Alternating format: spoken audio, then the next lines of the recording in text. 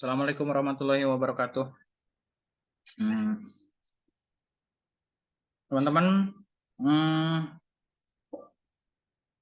bertemu lagi di mata kuliah TOEFL Practice and Preparation di sesi 14. Tinggal satu sesi lagi kita bertemu. Di minggu depan kita akan membahas tentang review dari pertemuan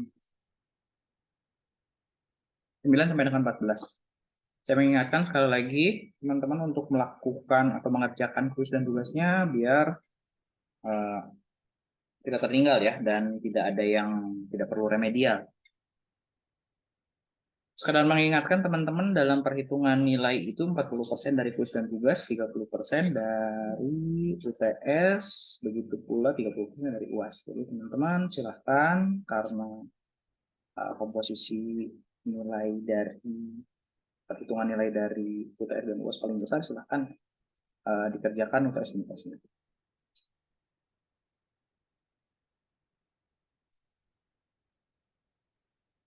Sesi 14 kita akan membahas tentang reading comprehension atau tes tentang kemampuan dalam membaca.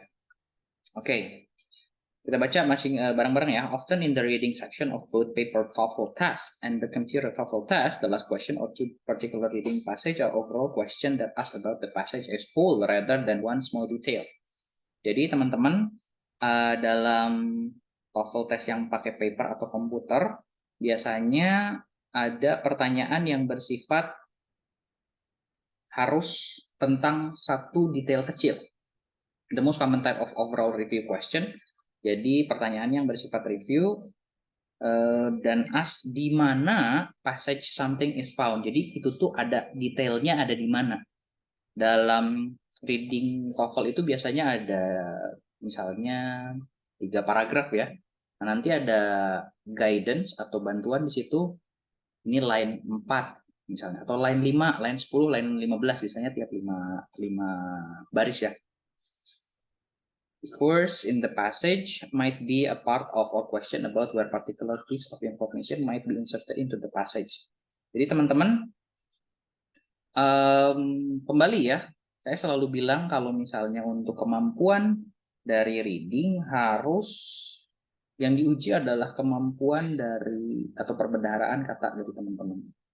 Kadang-kadang apa yang ditanyakan dalam pertanyaan itu berbeda dalam readingnya. Maksudnya berbeda adalah, mungkin teman-teman udah pernah dengar yang namanya parafrase ya.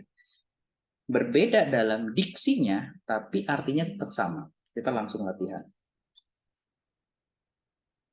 Contohnya, determine where specific information is found. Nanti dalam pertanyaannya adalah di mana tentang yang menceritakan tentang ini satu specific information. Kita langsung ke soal. Kita bahas dan baca readingnya ya. Tapi kalau misalnya kalau teman-teman mau langsung lanjut ke pertanyaan, silakan aja ya. Tapi dalam latihan ini pertanyaannya adalah where in the passage, di mana dalam tulisan tersebut does the author, yang penulisnya, menceritakan tentang composition. Composition itu kandungan dari meteor. Meteor crater, crater itu adalah kawah meteor. Great crater, kawah besar sekitar 40 miles east of Flagstaff, Arizona. Lokasi 40 mile di timur Flagstaff, Arizona. Is generally thought by scientists to have formed as a result of impact. Jadi terbentuk karena hasil dari tabrakan dari 60.000 ton meteor sekitar 50.000 tahun lalu. Meteor tersebut terbuat dari nikel dan iron besi, disintegrated on impact and spread out. Terpisah dan terpecah saat tabrakan dan terpisah setengah billion tons of rock over the surface on the land. The massiveness of the meteor can only be imagined from the mammoth size of the crater, which measure a mile in diameter and 3 miles around on the top. The rim of the crater rises more than 150 feet above the plane where the meteor impacted and is visible for more than 10 miles on a clear day. Kalau misalnya ini udah ada pertanyaan composition ya. Tidak ada kata-kata composition di sini, tapi yang punya arti sama adalah made of. made of. Made of itu ada di line, kalau misalnya ini line 5, ini line 4. Jadi jawabannya adalah B, line 4 dan 5. The meteor made of nickel and iron. Meteor tersebut terbuat dari nikel dan besi. Terbuat composition, kandungan. Penjelasannya ya teman-teman bisa langsung nanti di pause dulu nanti dibaca. Nah kalau misalnya yang tadi tentang composition, sekarang yang distance can be seen. Passage that mention the distance from which the crater can be seen. Teman-teman silahkan pause dulu biar saya cepat. Saya akan langsung jelaskan aja ya. Kalau misalnya teman-teman pengen tahu di line berapa, atau misalnya mau latihan silahkan pause dulu. Tapi di sini teman-teman bisa lihat ya, ada kata-kata visible. Visible itu terlihat, yang artinya sama dengan seen. Dapat dilihat, can be seen.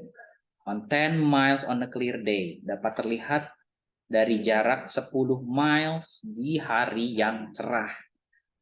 Oke, dari dua soal tersebut dengan passage yang sama, teman-teman sudah harus paham bahwa teman-teman harus bersiap dengan vocabulary yang mungkin tidak terkait dengan fokus dari teman-teman atau konsentrasi mata kuliah teman-teman. Misalnya teman-teman dari manajemen atau akuntansi gitu ya. Saat materi-materi yang keluar adalah tentang ekonomi, teman-teman bisa langsung cepat gitu ya. Ini yang mana? Ini terkait dengan atau parafrasenya apa. Tapi tetap kalaupun teman-teman lemah dalam bahasa Inggrisnya, itulah yang akan menjadi tantangan untuk teman-teman dalam mengerjakan soal TOEFL. Begitu. Itu kalau misalnya punya tipe soal yang sejalan atau masuk dalam lingkup ilmu teman-teman. Bagaimana jika tidak? Misalnya contoh ini kan ngomong tentang meteor ya. Saya dari basicnya komunikasi nggak tahu tentang meteor, tapi kan made of itu parafrasenya composition, visible parafrasenya seen, itu yang biasanya akan muncul. Jadi jawabannya adalah di line, kalau misalnya ini 10, 11. Berarti jawabannya ada di 10 dan 11 atau 11 saja. Tapi karena ada visible 10 dan 11. Oke, teman-teman silahkan banyak berlatih.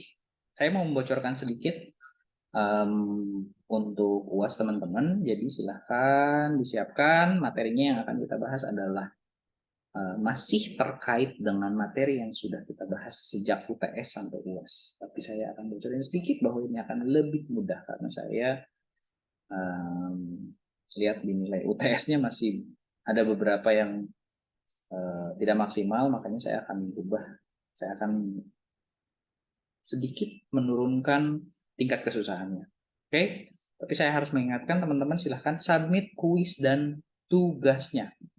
Make sure that you submit the assignment ya, jadi nggak masuk di draft. Oke, so that's gonna be all for our material for today. See you when I see you. Teman-teman, saya tahu ini rekamannya hanya sebentar, jadi silahkan kerjakan kuis dan tugasnya sekarang setelah menonton video ini. Terima kasih, bye-bye, jaga kesehatan semuanya. See you when I see you, bye-bye. Assalamualaikum warahmatullahi wabarakatuh.